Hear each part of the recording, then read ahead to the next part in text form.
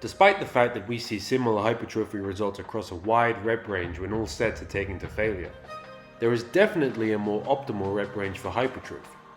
The reason we will define it as optimal is because it will limit the amount of fatigue we experience within the training session itself, and in the subsequent days after. Within the training session, each set we perform will come with some fatigue.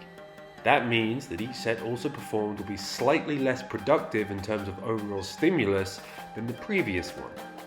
This issue is exacerbated with an increase in metabolites which come from higher rep range sets, or sustained contractions where the fibers have to be active for long periods of time.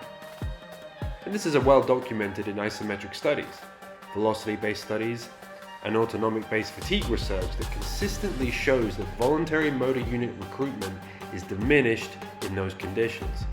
And this is due to an afferent feedback the nervous system gets from afferent nerves that reduces the magnitude of the signal sent from our motor cortex and our ability to recruit high threshold motor units. So what's the best way to avoid this and make training more productive? Heavy loading in the 5 to 8 rep range. This is going to cause less central nervous system fatigue in higher rep sets, despite the fact that you've probably heard a few experts say otherwise.